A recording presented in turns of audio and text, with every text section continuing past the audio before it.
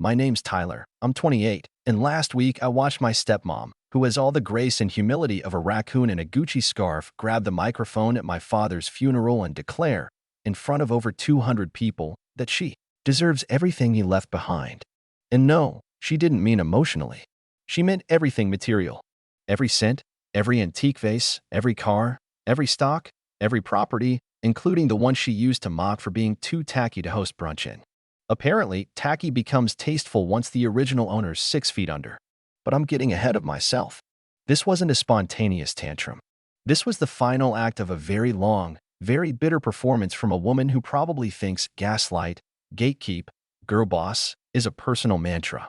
Let's rewind a bit. My dad, Richard, known around town as Rick, or to people who wanted something from him, Richie, built his wealth from scratch. Classic small-town success story. Kid starts a landscaping business at 18, turns it into a real estate empire by 40, retires at 55, spends the rest of his life alternating between golf and lecturing waiters on how to properly pour drinks. He was intense, proud, and often difficult to please, but he was my dad. And I loved him. My mom passed away when I was 12. She was everything he wasn't: soft-spoken, easygoing, a bit artsy, made these terrible clay sculptures that we all pretended looked like animals. After she passed away, something in him hardened. Not immediately. He tried to be present, I'll give him that. But grief doesn't make people nicer. It just makes them more of whatever they already were. For my dad, that meant working more, controlling more, talking less, and eventually, dating younger. Enter Vanessa. Vanessa, who wore 5-inch stilettos to my 8th grade parent-teacher night and asked my homeroom teacher if there were AP classes in charm. Vanessa, who once brought a bottle of champagne to my high school graduation and loudly told the valet she was celebrating being the hot mom. Vanessa, who has, to this day, never pronounced my name correctly. It's Tyler, not Tyler. I'm not a bathroom floor. I was 14 when she and Dad got married. She wore a white dress with a slit so high I had to pretend I didn't see her hip bone. My dad looked happy, or at least, less brooding. I gave a polite toast. I'd like to think it was gracious, given the circumstances. I didn't mention her calling my mom the warm-up act during a very awkward Thanksgiving dinner. I didn't bring up the time she told me my taste in music sounded poor. I just raised my glass, said something generic, and avoided eye contact with her aggressively contoured face. Vanessa was never outright abusive, she was smarter than that. She was passive-aggressive, which is more sustainable if you want to irritate someone over a long period of time. Her comments were always wrapped in faux concern. Are you sure that's the college you want to go to? I just worry you'll end up like those people. Or, I'm just saying, if I were your real mom, I'd tell you to floss more. Your teeth are your only asset. Over the years, we coexisted. Barely. I kept my distance, especially after I moved out. Dad would update me occasionally, mostly to say things like Vanessa's redecorating again, or Vanessa's started a new cleanse, she's very tired. I never asked follow-up questions. Then 2 years ago, Dad got sick. Pancreatic cancer. The silent, brutal kind. The kind that doesn't care how many homes you own or how many overpriced supplements you take. He called me from his home office. Vanessa was at a spa retreat, of course, and said, "It's not looking good." I was there as much as I could be after that. I flew back and forth. I worked remotely. I sat with him in chemo waiting rooms, made bad jokes, watched old westerns with him even though I hate them. Vanessa, to her credit, showed up sometimes. Usually with the wrong kind of soup and unsolicited advice from some essential oils influencer. She cried a lot, loudly, but only when there were witnesses. My dad passed quietly on a Wednesday morning. I was there. She wasn't. She was getting a facial peel. Not even kidding. The funeral was the following Saturday. The whole town came out. Everyone had a story about Rick, how he helped them get a mortgage, how he paid their kids' tuition, how he let them stay rent-free for 3 months when they lost their job. My dad had his flaws, but when it came to his community, he was generous. And now, everyone was here to say goodbye. The service was beautiful until it wasn't. We were wrapping up. People had said their pieces. I was sitting in the front row, numb, holding a printed copy of the eulogy I didn't have the strength to read. And then Vanessa stood up. She was wearing black, of course, but in that Morticia Addams meets Real Housewives kind of way. Tight dress, lace gloves, giant sunglasses. She looked like she was auditioning for the role of tragic widow in a soap opera no one asked for. She walked to the microphone slowly, like she was on a runway, not in a church. Then she said it. I just want to say, I deserve everything he left behind. There was a beat. A collective, did she just say that? Hush fell over the room. I was his wife, she continued. His partner. Through good and bad. I was there. I comforted him. I cared for him. I kept this family together. I sacrificed so much. And now, I believe, truly, that I deserve what he left. I do. She sniffled dramatically. And for anyone who thinks otherwise, well, maybe you didn't know him like I did. That's when I stood up. Quietly. No yelling. No dramatic exit. Just calmly walked down the aisle, past the pews, past the florist's overdone arrangements, and out the church doors. But I didn't leave the premises. I walked to my car, opened the glove compartment, pulled out a crisp manila envelope. Inside, my dad's actual will. The one he signed a month before he passed away. The one I witnessed, along with his lawyer and his nurse. The one that left everything to me, his only son. Not a dime to Vanessa. Not the cars, not the house, not even the dumb statue she insisted on putting in the garden that Dad secretly hated. He left her nothing. On purpose. He even wrote a line at the bottom. To Vanessa, your love was always conditional. My love for my son never was. Yeah. So I walked back into the church. The second I stepped back into the church, envelope in hand, the air shifted. I wasn't loud. I didn't stomp or throw the doors open like some kind of low-budget superhero. I just walked in, slowly, deliberately. And maybe, just maybe, I paused for half a second longer than necessary before taking my next step. I wanted her to see me coming. Vanessa was still at the mic. She hadn't moved. Maybe she thought her speech had landed. Maybe she thought the crowd was silently admiring her boldness. Maybe she thought the stunned silence was respect. Wrong. It was disbelief marinated in secondhand embarrassment. I saw her eyes flit toward me. She blinked once. Twice.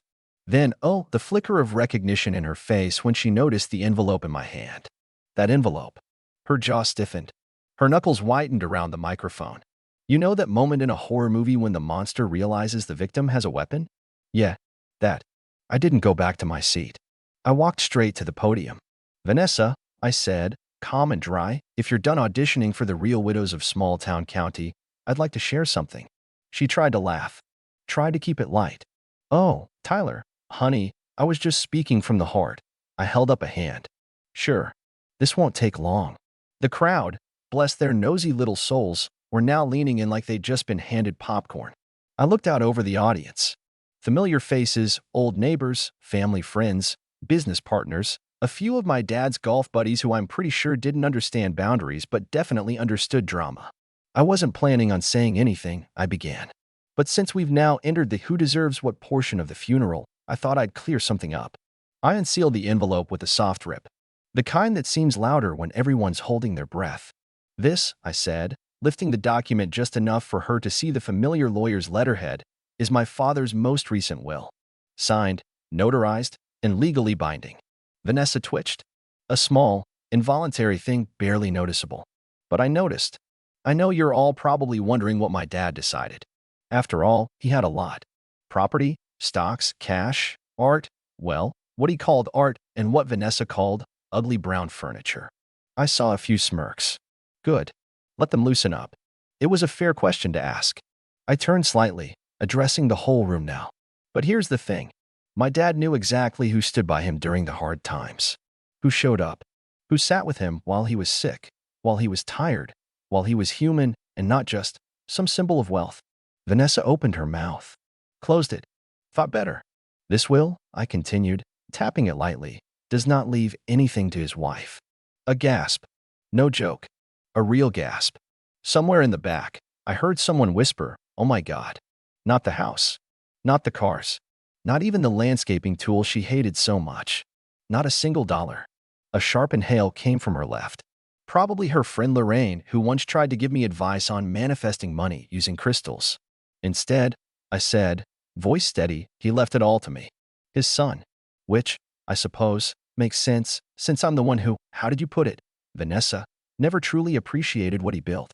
Vanessa looked like she was trying to figure out if lunging at me would result in jail time. I turned to her. Not angrily. Just, sincerely. And you know what's really interesting, Vanessa? He wrote something. A message. Just for you. Her lips tightened. Her posture straightened. like she was preparing to deliver a rebuttal on national television.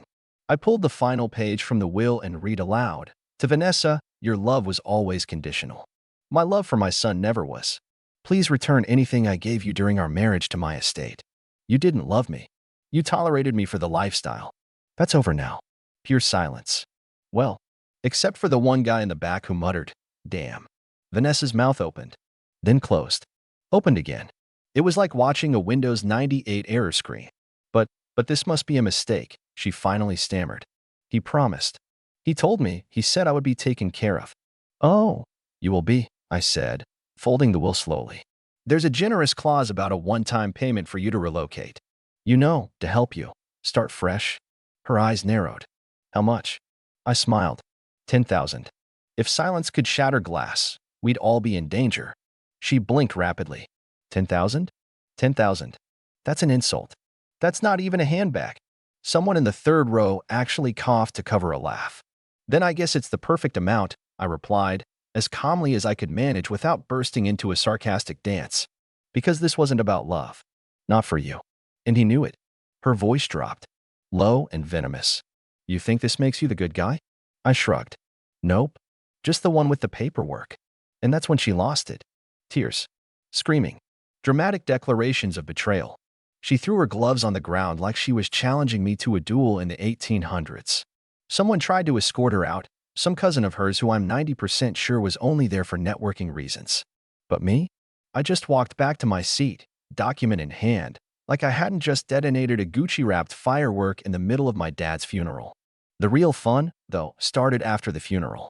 Because Vanessa didn't leave town. She didn't pack up her endless supply of monochrome activewear, her collagen shots, her 3 suitcases of shoes, and her ring light and hop on the next flight to wherever people like her go to reinvent themselves. No, Vanessa stayed. And not in a humble, quiet, I'll mourn privately and reflect on my choices kind of way. She stayed like a raccoon who's found an unattended picnic, bold, unashamed, and fully convinced that none of the food technically belongs to anyone yet. I found out 2 days later that she was still living in my dad's house. My house. I drove up the winding driveway, the same one Dad used to complain about paving every winter, and found her car, a glossy black convertible she could barely drive, but insisted made her feel powerful, parked like she owned the place. One tire was slightly over the line. Typical. I didn't barge in. I rang the doorbell. I'm polite like that. A full 30 seconds passed. Then the door opened a few inches. She peered out, wearing a silk robe that didn't cover enough and holding a smoothie that looked more cosmetic than edible. Her lips were pursed like I'd just interrupted her award-winning performance of Morning Widow drinks wheatgrass.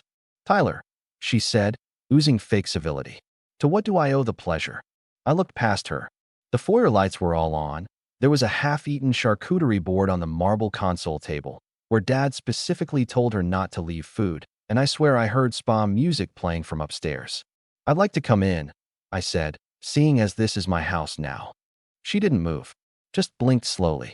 I'm still grieving, she said, as if that was a legal argument. I need time, space, healing.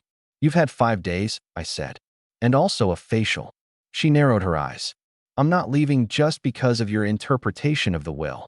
It's not an interpretation, I replied. It's a binding document, signed by a lawyer, with witnesses. I'm one of them. Remember me? I'm the kid who didn't record your healing crystal chakra dance during Dad's last birthday dinner. That jab earned me a full door swing. She stepped aside dramatically and gestured like she was letting me into Buckingham Palace. Fine, come in. But I think you'll find this whole king of the castle thing is going to be a lot harder than you think. Oh, I thought. I just wasn't going to let her know that yet. I walked in. The house smelled like eucalyptus and lemon water. The portrait of Dad, his favorite one, the one where he looked genuinely at peace, was missing from the wall. In its place was a mirror framed in what looked like seashells and gold spray paint. I turned to her. Where's Dad's portrait? She sipped her smoothie. In storage. It was depressing. It was his house. She raised an eyebrow. And now it's yours, right? So you can put up whatever gloomy things you want. She flounced into the living room and dropped onto the couch like she was expecting a fan to blow her hair back. I followed, mostly because I didn't trust her not to claim the entire home as a mourning sanctuary if I turned my back. She crossed her legs slowly. Too slowly. Like she was on a talk show. So, what now? Are you going to have me physically removed? You know, traumatize the grieving widow? There are laws, Tyler. I smiled. Actually, yeah, there are. They're called probate laws. And right now, you're trespassing. She scoffed. An actual, hands to her chest, high-pitched scoff. Please. Rick would never have wanted this. He said I'd always be taken care of. Sure, I said. He said that before he got sick and realized you were logging into his investment accounts to check something every week. Her face twitched. That was for us. For our future. Your future was in his will. You just didn't like what it said. We stared at each other for a long, slow second. She was calculating. Always had been. Behind the fake tan and passive-aggressive compliments lived a brain that ran on spreadsheets, schemes, and self-preservation. And I could tell. She wasn't going to leave. Not yet. Which meant I had to turn things up a notch. Oh, by the way, I added casually, like it had just occurred to me. The lawyer called. Said we can start liquidating assets by the end of the month. She stiffened. Liquidating? Yeah. Stocks, cars, the lake house. This one, too, if we decide to sell. Her mouth opened and closed. You're not serious. Oh, I am, I said, leaning down to pick up a magazine from the coffee table. Unless you've got $10 million tucked into that green juice. This place isn't yours anymore. She stood. You wouldn't dare. I looked up at her and smiled. Vanessa, I dared to read the will out loud at your own husband's funeral. What makes you think I won't have movers here by next Thursday? She didn't respond. Not verbally, anyway. But she glared at me with the kind of contempt usually reserved for exes and salad that arrives without dressing. Then she stormed upstairs, robes swishing, smoothie sloshing, ego cracking. I left without saying goodbye. And that was before I started phase 2. Because if she thought that was the end of the story, she had no idea what was coming next. I didn't go straight home that day.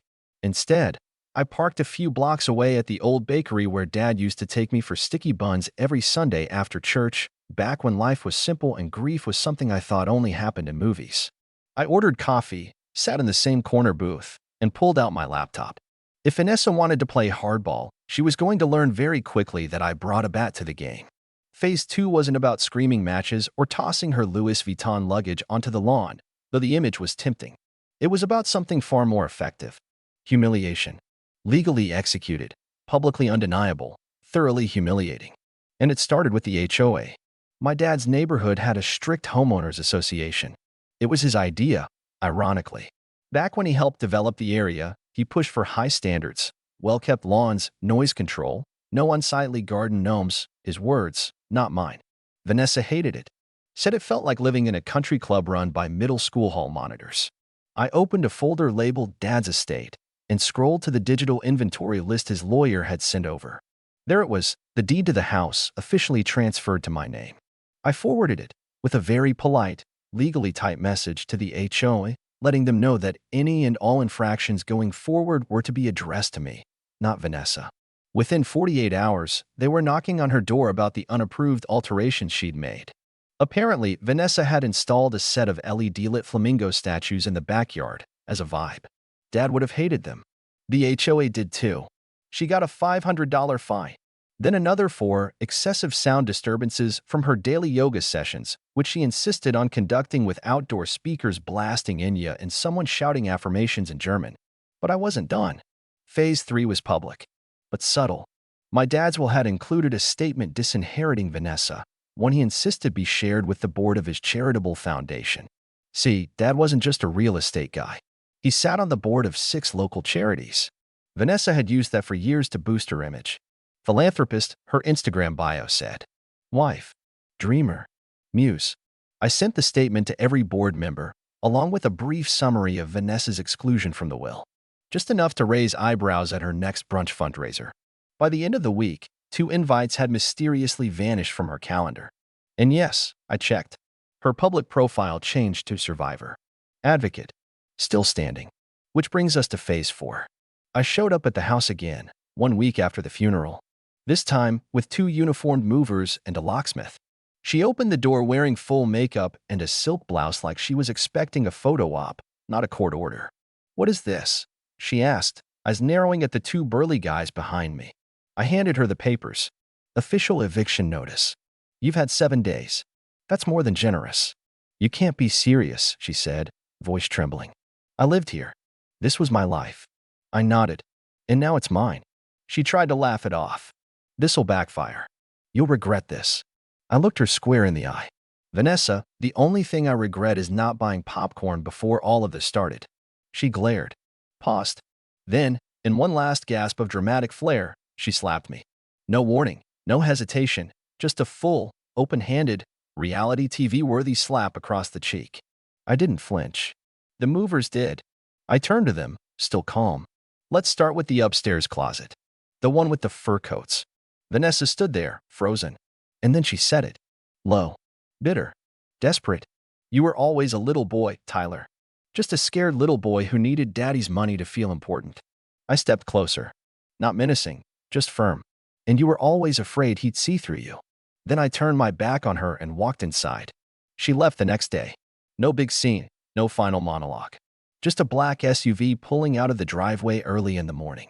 I watched from the upstairs office window, the one Dad always used when he needed quiet. She didn't even slam the door. She didn't need to. She'd already lost everything. A week later, I moved in officially. Cleared out the tacky decor. Brought back the portrait of Dad. Put his favorite records on the shelf, the ones Vanessa used to hide behind fake plants because they clashed with the vibe. I sat on the couch that night with a drink in hand, staring at the fireplace. And for the first time in a long, long while, it felt like home.